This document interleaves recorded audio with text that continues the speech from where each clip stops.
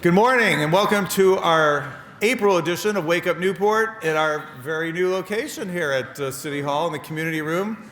For those that are here the first time, we used to be down below at the library Friends Room, but there's a lot of construction going on over there with our new library lecture hall over at the library on the other end of the campus here. So we'll probably be here for the next 2 years as they're constructing that building, but we hope to have Wake Up Newport there sometime probably in early 2026, maybe? Yeah? Okay, good. So in any event, this is a monthly meeting that we do. Normally Alberto Sandoval opens it up, but Alberto couldn't be with us today, so I'll handle both his duties and mine. Typically, I like to introduce the dignitaries that are with us, and so I forgot to write my list down, so I'm going to kind of wing it here. But I see Councilwoman Robin Grant in the back. Planning Commissioner John Langford to my left. Head of the Library Board of Trustees, Paul Watkins back there. Thank you for coming, Paul. All right, so who did I miss? Raise your hand if I missed you. Oh, there we go. We have a Nancy Scarborough. She's on the Finance Committee and a City Council candidate for the election coming up in November. So thank you all for coming. I'm going to just jump right in. I'll have some closing remarks, tell you about some of the things that we're doing after our speaker. But we have a great one, and I'll tell you, he bailed me out. I didn't have a speaker set, and I called Seimone, and I said, Seimone, I need a solid here. And he, 5 minutes later, he said, no problem. So thank you for that, Seimone. I'm going to read his bio here, which is quite impressive, and then we'll hear what he has to say about housing here in town. Seimone Jurjis has served as Assistant City Manager since July 2023. He brings more than 30 years of experience in both the private and public sectors to his role. He was selected as Community Development Director in August 2017, and after having served as the city's Chief Building Official since 2011, Seimone continues to oversee the Community Development Department and manage special projects. As Director of the Community Development Department, Jurjis oversees a staff of 60 who administer the city's general plan, as well as the city's zoning, building, subdivision, real property, and environmental regulations to ensure orderly and safe growth of the community. The department has become more efficient and streamlined in recent years under his leadership, including a shift to online permit services and a revamped Accessory Dwelling Unit program, which I myself have taken advantage of. So thank you, Seimone. Prior to joining the city, Jurjis was the president and chief operating officer for a boutique real estate company focusing on entitlements, land transactions, and development. His other government experience includes director of planning and building safety, city engineer, and building official for the city of El Segundo. Seimone holds a Bachelor of Science degree in civil engineering and is a licensed professional civil engineer, a licensed real estate broker, a licensed engineering contractor, and a certified building official. I think you got more licenses than I do. I thought I had a lot. He's also a licensed pilot. Wow. He was raised in the city of Orange, where he now lives with his wife and 2 young adult children. I give you Seimone Jurjis. Thank you, everybody, and good morning. Thank you for being here. I always add that licensed pilot at the end. I don't fly anymore, but everybody wants to talk to me about planes, and I love planes, so I always add that, and we always talk about flying. So that's why I always include that. So thank you for showing up this morning. Good morning to all of you. So today is going to be an update on housing. And what I'm going to talk to you about is not something that is just going to affect Newport Beach, but affects all cities in California, specifically the Southern California area.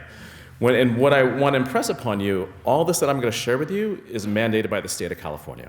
This is not something that the city council wanted to do. This is not something that the staff wanted to do. But we have mandates, we have laws, and we have to comply with those laws. And so that's what I'm going to share with you today. So if you recall, Governor Newsom had declared a housing crisis and said that we need to build 3.5 million homes by year 2025. So this came out in 2019, so now we're 4.5, 5 years into it. So how many houses has California permitted since this was declared? About 550,000. And that's, if you look at the supply and demand curve, that's pretty much normal. Plus you look at some of that, immigration that's leaving California and who's migrating between different counties in California. 550,000 is pretty much what the state really needs. But California has declared a housing crisis, and they have mandated that each city plan for a very high number of future housing units. And so that number for Newport Beach is 4,845 housing units. And the way that the state of California mandates this is through housing element law, right? So housing is important, right? Because you want housing next to jobs. You want to provide that housing to serve your business community. And the state has been mandating housing since the 60s under the housing element law. And every 8 years, they provide an allocation. You must plan, every city must plan for a specific amount of housing. The last time we had, and this is what we call our RHNA number, Regional Housing Needs Allocation number. The last time we had a RHNA number, which was probably 9 years ago, and it was during the Great Recession, our RHNA number was 5 units. Now, fast forward, now the state says you need to plan for almost 5,000 units in Newport Beach. Now, this doesn't mean the city is going to build 5,000 units, but the state wants the city to plan for 5,000 new housing units as we go forward. And how do we do that? Well, we do that through a book, and we call that the housing element, right? And that book that you see on the screen on the left side, that sets where those housing units are going to go and what is the policies to allow this level of housing. And when we talk about housing, the state looks at it broadly. It's housing for all income categories, right? So you have your above market rates, right? So in Newport Beach, housing is expensive, but they also want affordable housing. And it's not affordable housing of what's the sense of affordability in Newport Beach, it's what's the affordability level of the county. So it uses a county average to determine the level of affordability. And our housing element, which is mandated by state law, has policies to encourage affordability in Newport Beach. Now, I'm proud to say that we're one of the first cities in the county to get certified by the state, right? So you have to submit it to the Housing Community Development Department of the state of California. They review it, and we go back and forth until they're satisfied with our policies. You still have several cities, plus the County of Orange, that doesn't have a certified housing element, and that's going to be a problem for them, right? You don't want to be uncertified. You want to have a certified housing element. So what I'm going to share with you is where's this housing going to go? Now, on the screen there, you got a table that talks about different areas of town and the total amount of housing we've planned for all the areas of town. So the top line there is your airport area. So you have a geographical location by the airport. We've planned for about 2,500 units in that area. Now, what's important to see on that table is look on the left-hand side where you have extremely low, very low, and low income categories. So the city has to provide policies. We have to provide programs to encourage affordable housing. Now, does that mean that we're going to go out there and build affordable housing? No, it's not. That's not the case at all. Is that the city has to provide those opportunities for affordable housing if the developer and the private markets allow for that to get built. So now we're going to show you where we plan those specific geographical areas where we've actually planned those housing units. So on the screen there, you see the airport area and you have those magenta colors. So those areas were determined by a housing committee of 12 members, 12 residents, and they went out there and looked at these properties and said, these properties are primed for redevelopment. Again, this is an opportunity for the property owner to build housing. It's not a mandate to build housing, but the city's mandated to provide those opportunities. This is a commercial part of town. These are commercial office buildings, right? So now we're identifying areas where housing could go. So that's in the airport area. And then you see in the Newport Center area, we have these housing opportunities. And you can see that we have that magenta color that's dropped onto the Fashion Outlet Mall. It doesn't mean that we're going to get rid of retail. I mean, we're not ridiculous like that. But we're providing the opportunity for the landowner, Irvine Company, if they want to start providing more densification in their surface parking lots. Office market is really soft. Maybe there's an opportunity to get rid of the office buildings and build residential. Again, it's the city providing the opportunity. The city's not mandated the housing. And I always tell everybody, the private markets still determine what is going to pencil and what's not going to pencil. Nobody's going to build a project that doesn't make money, right? You still have supply and demand curves. Is there a demand for these residential units? Is there a demand for rentals? Is there a demand for sale product? All that is determined by the private markets. The cities, the only thing we're doing is providing that opportunity for the housing development. Here's on the West Newport side. It's a prime area for redevelopment to rethink what can go there on the West Newport. A little bit more of the magenta color. You can see there on the peninsula, there's some more housing opportunities. And then we get into the Coyote Canyon landfill. We put housing there. Now, you can't build housing on a landfill because you don't have bedrock, right? It's just trash. But to the north, there's actually terra firma. There's actually real dirt up to the north that there's actually an opportunity to actually build housing. And then to the right of the landfill, there's actually a shallow part of the landfill in the sense that, in theory, that there's an opportunity that if you can get the right permitting and the right approvals, you actually can excavate that part of the landfill, remove the trash, relocate it somewhere else, and get to bedrock and build housing. Again, these are opportunities. There's people smarter than me trying to figure out how to make a development actually work in this particular part of town. Now, when you combine all those areas together, you see there that we have, all the housing opportunities are identified in our housing element. So you can see all those green areas are where the housing opportunities. And I think it's really important to take note of where's the housing opportunities not, right? We didn't put them on the peninsula. The housing committee didn't want it on the peninsula. It did not put them on the islands. It did not put them in the Corona del Mar area or Santa Ana Heights. We're really trying to protect our residential communities as much as we can, right? The state says plan for housing. We did. We put them in areas we think are more appropriate. Airport area, Newport Center, West Newport, and Coyote Canyon. We didn't force those housing units into your residential neighborhoods. And I think that was very brilliant of the housing committee to look at it that way. And that's what we've planned for. So now we're going to talk about what the next steps are for the city.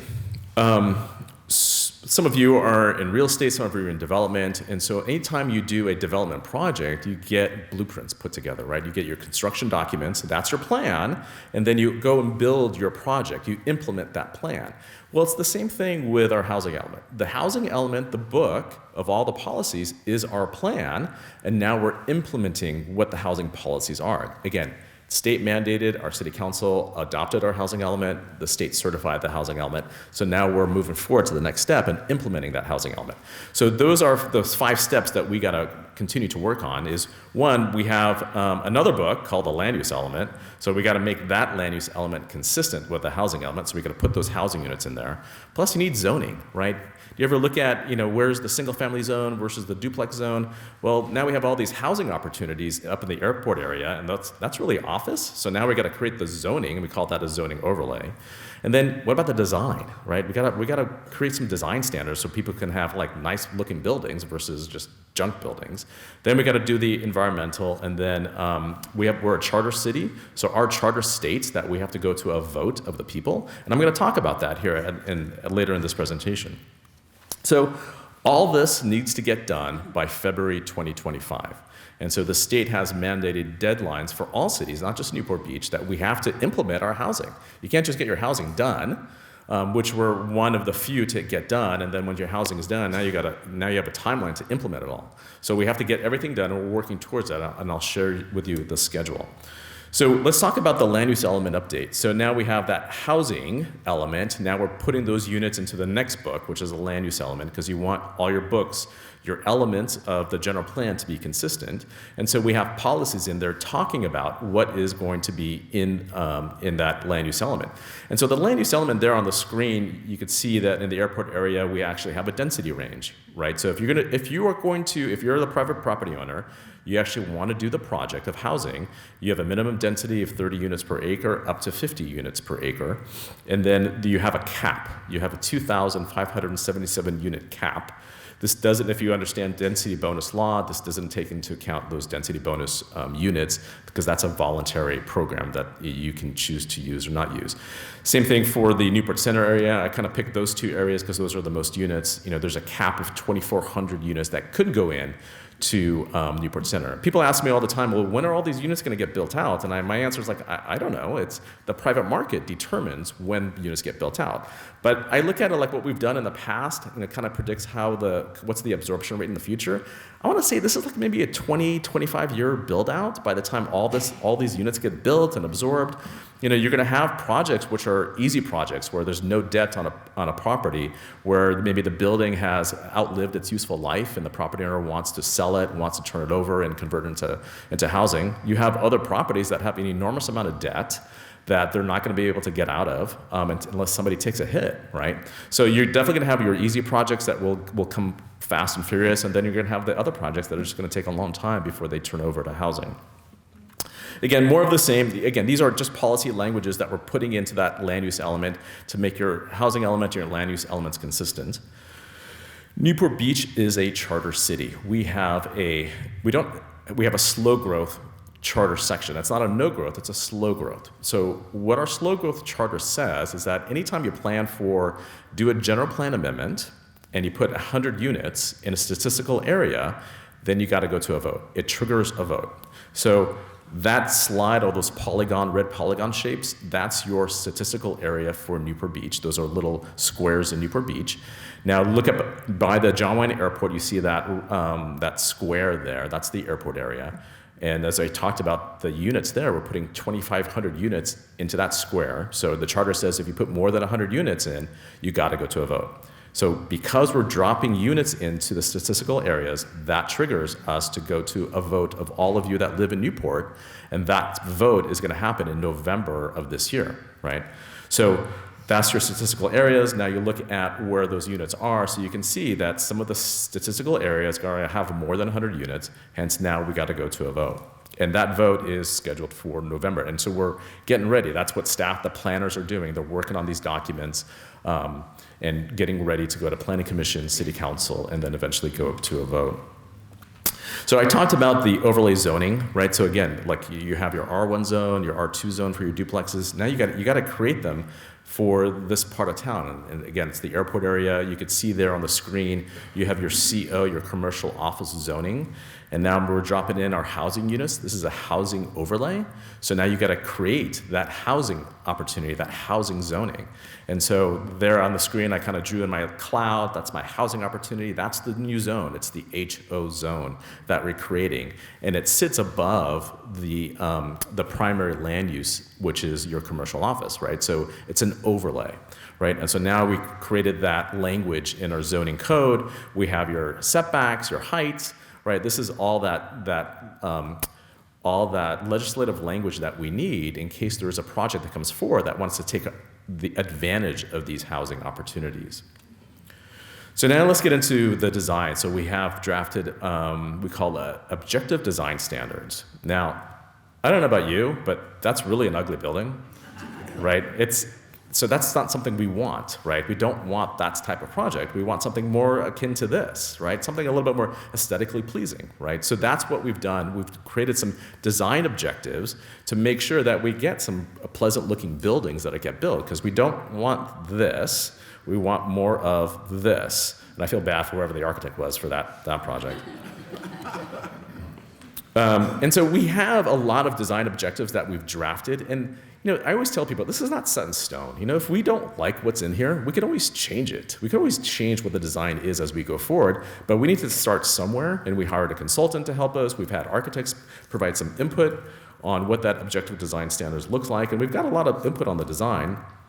You want horizontal modulation, you want vertical modulation, you want banding. A lot of the architects that those know the stuff way better than I do provided a lot of really good input.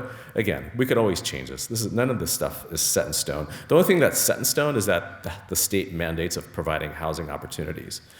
So anytime you do a project and you need council approval or even a planning commission approval, you got to do the environmental review.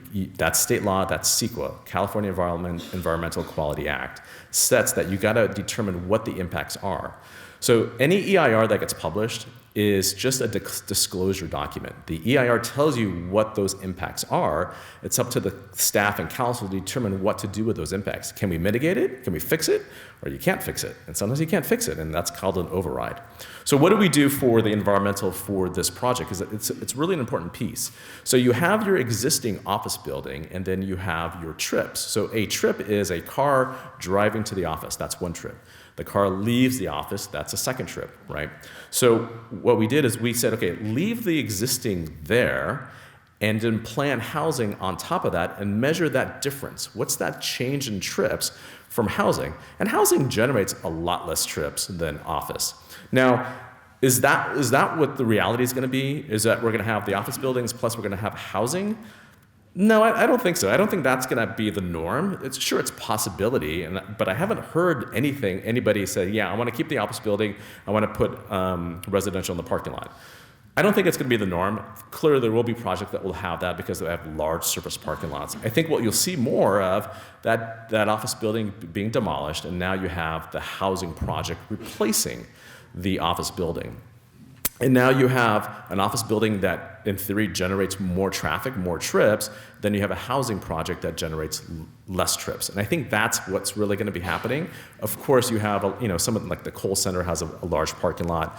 Irvine Company has some large parking lots. Of course, you're going to have projects where they just put the residential in the same property. But I think you're also going to see that, change of use where they're going to demo that office building because it's maybe 50% vacant.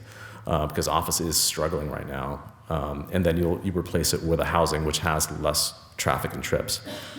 So we did the EIR, we got some comments back from the public, and so what do the EIRs tell us? Well, a lot of the impacts that we're seeing in the EIR are generated due to construction, right? So if you're going to build a project, you have a lot of the delivery trucks, you have your bulldozers, and they're producing your emissions, right? And so that's an impact, and that was disclosed in the EIR. Plus, you get noise are generated from the construction.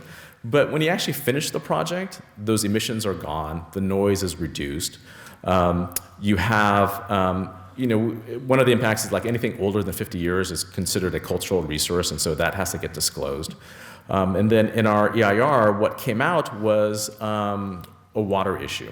And so every city has a water plan, and it's called I have to write it down, an urban water management plan. So the last time we updated the plan was in 2020.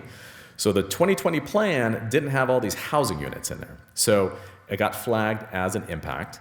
In reality, do we have water? We have tons of water in Newport Beach. We have so much water. We're blessed with water in Newport. We don't have a problem with water, but it did get flagged in the EIR because our urban water management plan didn't have those housing opportunities identified in them. So the next version, I think the 2025 version, is going to get updated. It's going to have all those housing opportunities, and so that it'll get cleaned up. But the city has tons of water. We have pretty solid sewer capacity. There's some sewer lines that we're going to have to get some upgraded. And then for me, my biggest concern is going to be the power. Can Edison provide the power to all these buildings? You want the electrification of California. I think that's a big concern for me. That it didn't get flagged in the EIR from an electrical standpoint, but I always want to kind of talk to Edison. It's like, where's the power going to come from? How much power for the next 20 years can we support all the build out for all the units in Southern California, plus the electrification of everything? So that's my personal concern, is the power. So all these documents are available online. I've put those web links if you really want to look through them. And then let's talk about a little bit next the schedule. So we've taken all our public comments on the EIR because that's mandatory. Now we're gearing up for our first Planning Commission hearing with the Planning Commission to share everything I talked about. These are the actual documents. These are the final documents that we're going to share with the Planning Commission on April 18th. And if we get an approval, that they recommend approval to the City Council, they're a body that will make a recommendation to the City Council, then the next step is I got to go to the Airport Land Use Commission. Now the airport, God bless them, they don't want housing by the airport, right? Because if you get more residents that move close to you, you're going to have more complaints of noise and issues. Right? So the airport doesn't like this project at all. They're really against all the housing, right? But where do we put the housing? You tell me. Plus I'm limited of where I can go. So the Airport Land Use Commission Commission by law has to review it, and they're going to have to make it a consistency determination because they have their own plan too, and they don't want housing by them. We have every right to put the housing there. It's Newport's is our city. The county doesn't tell us what we can do with our land use, but they can give us kind of a consistency determination, and then that goes to the city council, and the city council will have to decide whether to override the airport or not. And again, we're limited. We're very limited of where we're going to put all these housing opportunities. So we are scheduled for an actual public hearing with City Council July 23rd, and we have just a little bit of a buffer. And if we can't make the July 23rd because we have some additional updates that we have to do, we have a hard deadline of August 9th, and the council has said, the mayor has said that if we need to do a special meeting in between those two dates, then we can go ahead and request that of the council. But we're trying very hard to meet the July 23rd City Council meeting, where the City Council will hope that they will approve all this, and then it'll be placed on the ballot for that change in the land use element for November 5th. And that's what we were going to ask the voters to support that. Now, you're going to ask me, why in the world would you support it? Because if the voters don't support this, it's worse for the city, right? And it's called builder's remedy. And so what the state has said, if a city doesn't want to play ball with a state, you have builder's remedy rights. So a builder has more rights than a city if you don't comply with everything the state wants. So a builder can come in and build a housing project anywhere they want, at any size they want, and not comply with any of the regulations, right? It's called builder's remedy. Even though no one likes this, the council doesn't like these housing opportunities, the council doesn't like any of this affordability, it's better to approve this because we have some level of control. We have design control, we have zoning control, we could say housing's there, not over there. If you don't have this, then you lose all that control, and a builder has more rights, a developer has more rights than what the city has, right? So I want to impress upon you that that's going to be the reality if we don't approve this in November. Now, what happens if we don't approve it? Well, I don't know. We've never done this before. We've never had a state mandate say, you must plan for housing, and where a local charter says, I got to go to a vote, and then the vote fails, and then what do? You got a state mandate. Builder's remedy comes into play, but I think we have to go to the courts and talk to the courts and see if we can get some type of writ or some type of guidance from the courts to say, this is why we're stuck. We have a local charter that it failed, but the state has a mandate. What do we do next? There's been some talk that maybe we have to update the plan and go to a second vote of the electorate, which is, I don't think that's a good idea at all, but maybe the courts are not going to void our charter. They're going to say, maybe you have to go amend your plan and do another vote, right? So to see if you can get the voters to approve it.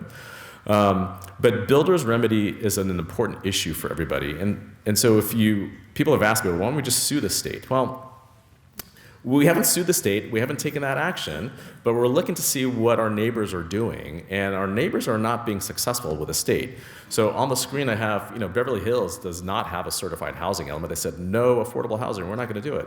So the judge has imposed restrictions on Beverly Hills to say, that's fine, you're not going to approve any housing projects, you're not going to approve any remodeling projects.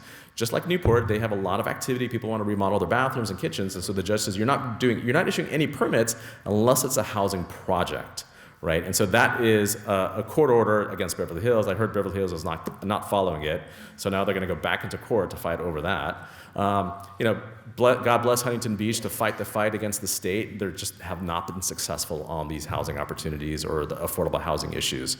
And so now they have been barred by the courts from approving any new housing development that doesn't comply with the state mandates. Fullerton did not have a compliant housing element. They've been sued by the Realtors Association plus a YIMBY group. And they've settled out of court, and now Fullerton is going to go ahead and comply with state laws and develop a housing element.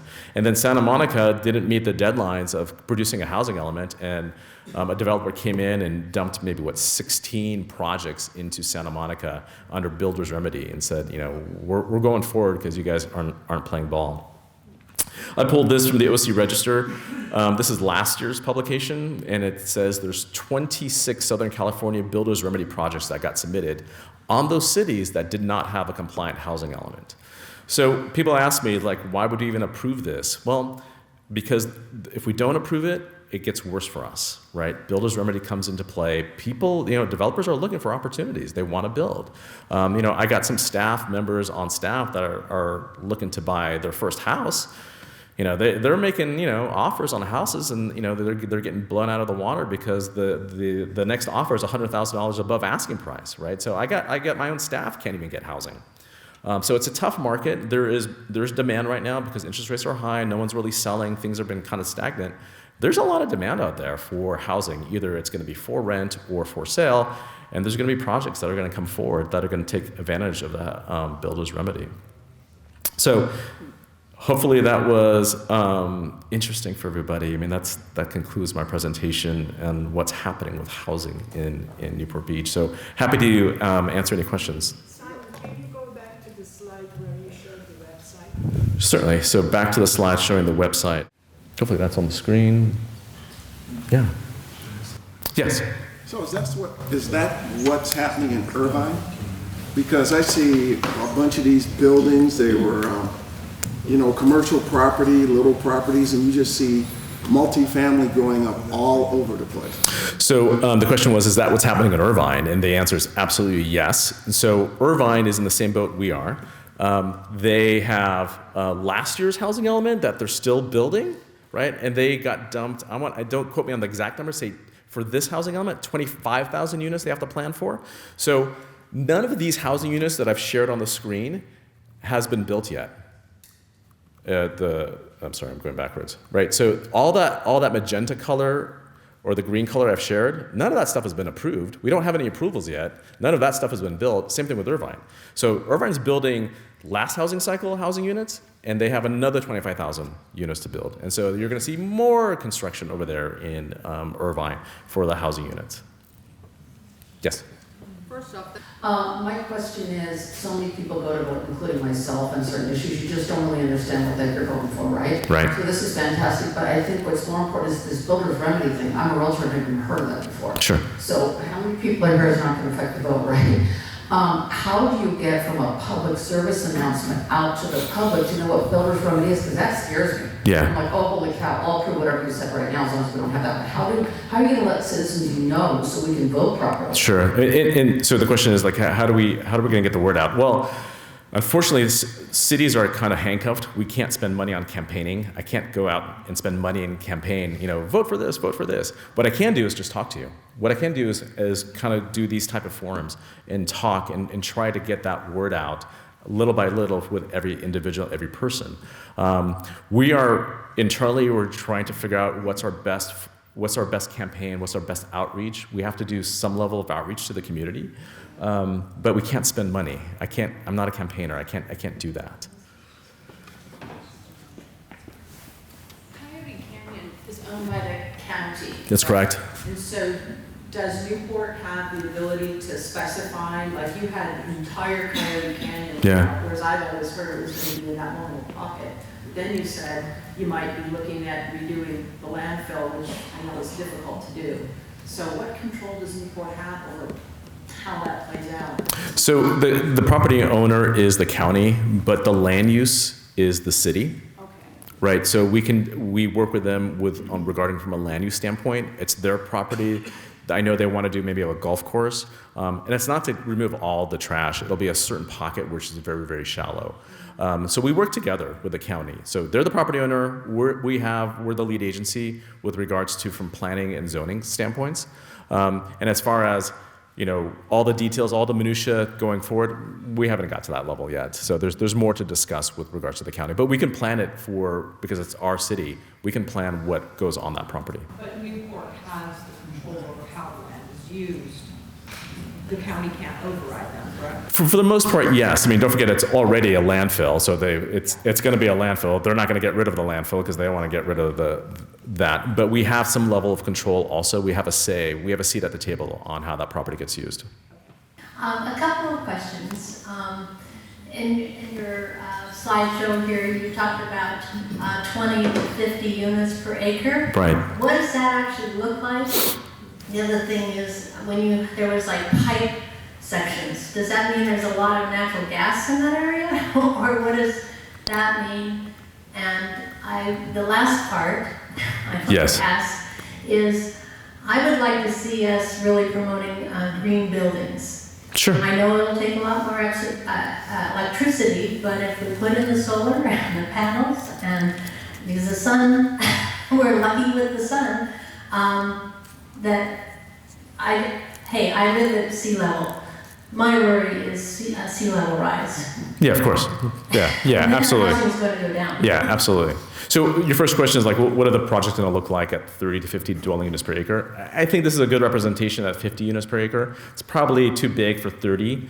You're probably going to get much more of a smaller building at 30 units per acre, right? So it's really going to be up to the designers and the architects to work with the city to come up with a design that's going to be, pleasing and fit right. With regard to green buildings, 10 years ago, there used to be a trend where every city was adopting this action plan of, green action plan or climate action plan. And so not all cities adopted a climate action plan. And then eventually what the state did, state said, we're not going to deal with cities anymore. We're just going to pass law on making things more green, right? So the city of Newport Beach doesn't have to do anything because state law trumps everything we're doing. So there's the California Green Code, and that has a lot of mandates for water efficiency, for solar, for sustainability. The state has mandated transition to more electric vehicles for our fleet. Like, there's no electric fire truck yet that I've seen. I think there's an electric trash truck somewhere that somebody makes. So the state is mandating all those green energy compliances. It's not the city's not doing anything. I don't have to do anything because the state's going to mandate it all anyway. So buildings have to be designed in a manner that is energy efficient because the state mandates it that way. Then you had a third question too. That's something about gas lines. On the section of where there was maps of that you had little green areas and purple areas, there was ones that were striped and that said pipe. Pipeline. It's way in the beginning, yeah.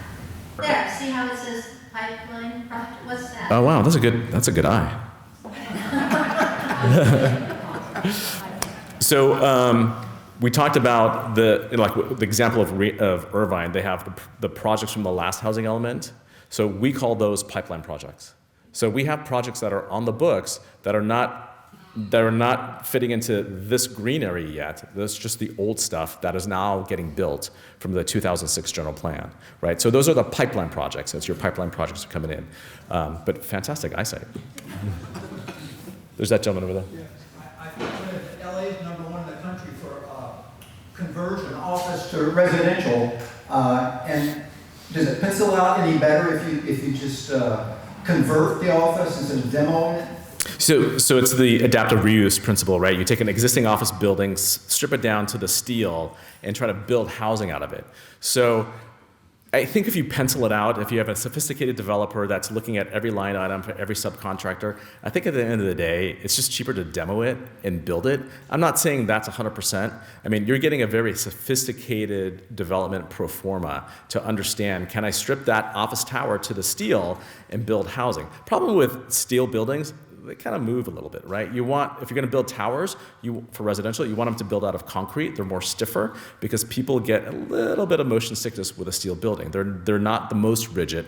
They're designed to absorb earthquake energy, but they're not rigid. Plus, you have high ceiling issues with steel buildings, so you got to fireproof everything. So you got to spray fireproofing on a steel building. Well, if you have a residence living there, they want to remodel their home. They want to scrape that fireproofing off the steel and expose the steel. So now you have a fireproofing issue. So that's why architects want to design it out of concrete, because you can do anything you want inside the building. You're not going to touch the concrete. You can't mess up the concrete. So there's a lot of factors that go into this. There's a gentleman over there.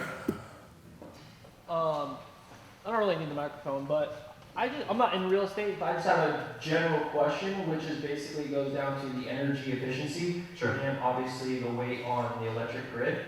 I know obviously we've had a lot of, you can just pull it back a second. I think we've had a lot of discussion, whether it be executives and stuff saying, hey, we're putting a lot of, let's just say, strain on our California electricity grid.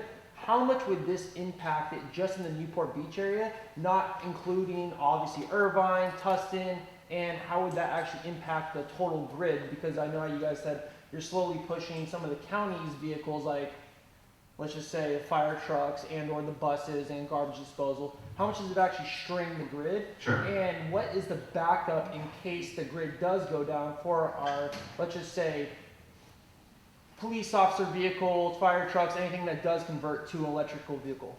Right, right. And I'll be frank and honest, I don't know. I don't know what the impact is going to be to the grid. I think I'm concerned about it, but I think one thing to take away is that this is not going to get built overnight, right? So you're not going to dump all 5,000 housing units the next day. It's a 20-year, 25-year build out.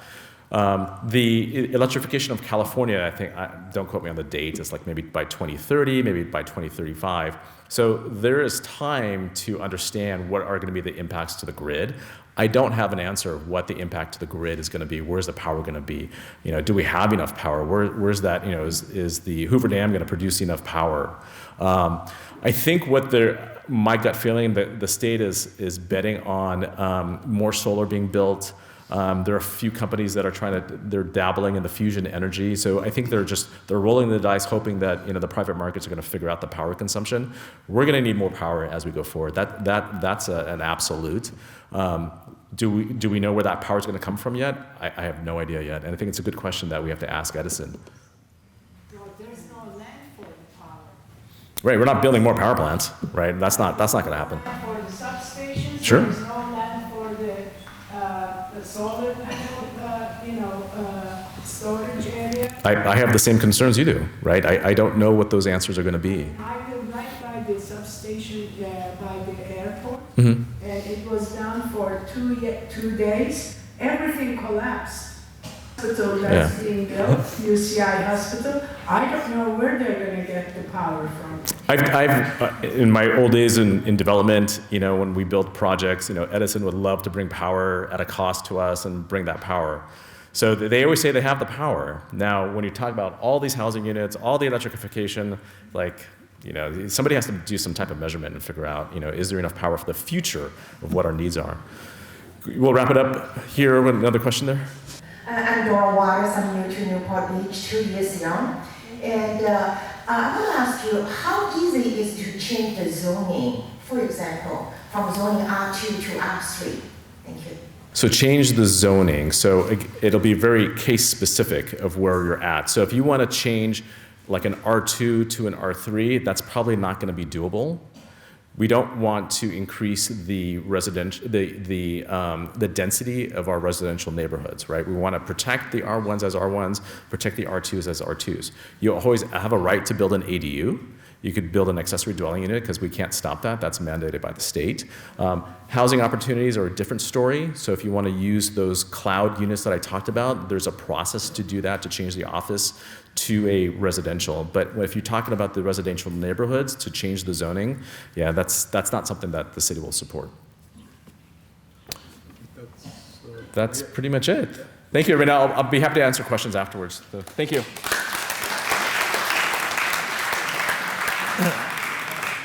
Well, as you can see, has a lot of implications for our city going forward. Almost 5,000 more dwelling units. I think we only have 40,000 altogether in town. Yeah, so that's over a 10% increase.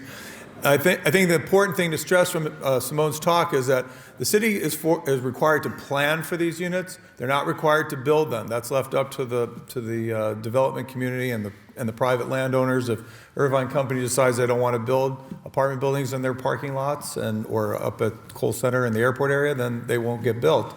So it's a lot has to do with market forces and absorption rates and things like that. Obviously, there is a demand for housing. It's very expensive to buy a home here in Newport Beach, any city in Orange County. So it'll be interesting to see how this rolls out and how some of those other cities that are not compliant now, if they get compliant or if we have builder's remedy. In any event, thank you all for coming. If you want to join us for some other stuff we got going on, let me pull out my calendar real quick. Our Inspire Women in Business luncheon is next Friday. It's going to be at Gracias Madre. We're doing a thing called Busy Bunny Brunch. Busy Bunny Brunch, yeah. It's like speed networking, basically. So not speed dating, speed networking. Yeah, don't come looking for dates. It's all women and, or mostly women. On the 17th is our business education lunch. That's going to be over at Season 52, over by South Coast Plaza. We're probably a little bit limited there, so if you want to go, sign up early. I think that's going to sell out. And then our Sunset Mixer is going to be at Fleming's on the patio. And that's going to be really nice over there. They always do a good job for us at Fleming's. And then I'll just finish up with our next Wake Up Newport meeting. We'll be in this room again, May 2nd. Our guest speaker will be Sheriff Don Barnes. So he'll be talking about things going on in the county. You know, we have obviously our own police department here in Newport Beach. So unlike some communities where the sheriff provides policing services, they don't do that here. But they do have a presence in the harbor, and still, you know, what the sheriffs do impacts us in our city as well. So that should be interesting. And I guess I'll just mention our major event this month is going to be our police appreciation luncheon. It used to be a breakfast.